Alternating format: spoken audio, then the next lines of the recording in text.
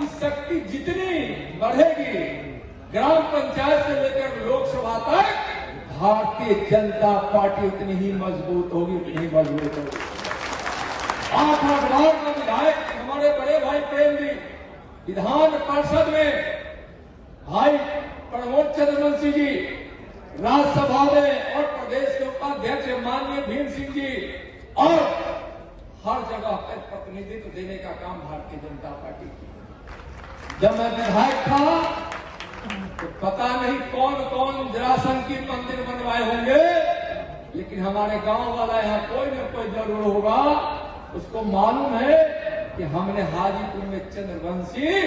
मंदिर का भी निर्माण करवाया।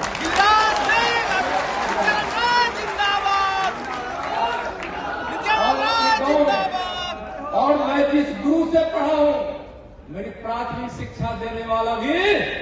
एक चंद्रवंशी है। और मैं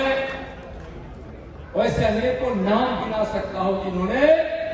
पार्टी में हमारे साथ अनेकों प्रकार से इस पार्टी को बढ़ाने का काम किए हैं। संजय जी बैठे, बहुत लोग बैठे इधर से लेकर वहां तक, लेकिन आपको एक जरूर कहना चाहूंगा, अफवाहों का बाजार गर्म करके आपके समाज से, देश के प्रधानमंत्री आदरणीय यानी कि गरीब समाज से, महागरीब समाज से, पिछड़ा अति पिछड़ा समाज से आने वाले आदरणीय नरेंद्र मोदी जी पर जितने अपशब्द लोग कह रहे हैं कांग्रेस और आरजेडी वाले, इधर भी तेजस्वी जी ने कहा है, राहुल जी कहते रहे हैं, कांग्रेस कहती रही है, लालू जी कहते रहे हैं, चंद्रवंशी समाज को आज हम ललकार कर कह रहे हैं कि आप अपने गरीब के बेटा नरेंद्र मोदी जी के उनके पर जो भी अपशब्द कहे जा रहे हैं, उसका बदला लेने वालों में राजनीति में बदला ही होता है कि उसको आप जमानत जब्त करा दीजिए। बदला लेने वाले में पहला ऊपर नाम है तो चंद्रवंशी समाज का है, गरीब के बेटा।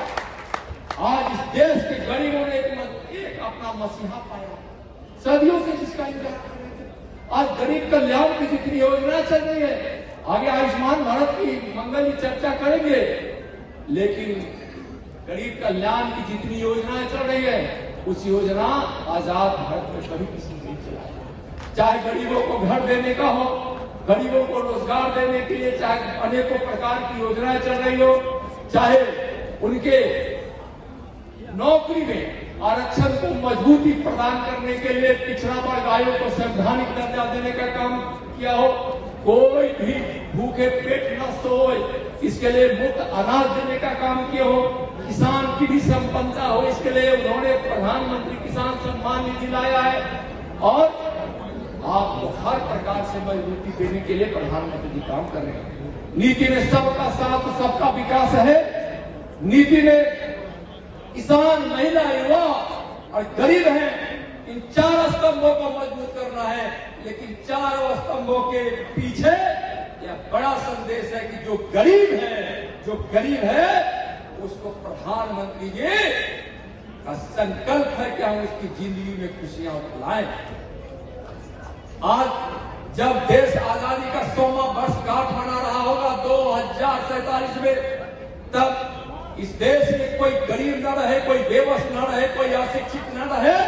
कोई बेघर नहीं रहे। इस संकल्प के साथ हमारे प्रधानमंत्री जी काम कर रहे हैं, और प्रति व्यक्ति आय 2047 में भारत का सबसे ज्यादा हो, इस संकल्प। इसके बाद में वाणी को, अपनी बात को मैं समाप्त करूंगा, विराम दूंगा। 2 दिन जब 2020 के चुनाव में जब कहीं से भ्रम हो गया था, हम लोग को भ्रम नहीं था, तेजस्वी जी को, आरजेडी वालों को, कांग्रेस वालों को जब भ्रम हो गया था कि अब तो तेजस्वी जी मुख्यमंत्री बनने वाले हैं, वो भ्रम था।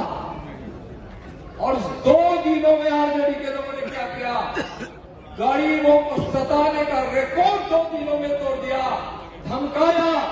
आज तुम 2 लाख दे दो, नहीं तो कल तुमको 20 लाख देना होगा। किसी गरीब के घर पर जाकर कहा, आज 2 घंटे मेरे खेत में बिना मजदूरी के काम करो, नहीं तो 2 दिन बाद तुमको 2 दिन बिना मजदूरी के काम करना पड़ेगा। किसी दुकान से मिठाइयां लूट ली, किसी कपड़े वाले को लूट लिया। एक हमारे रविदास भाई कहीं चौराहे पर बैठे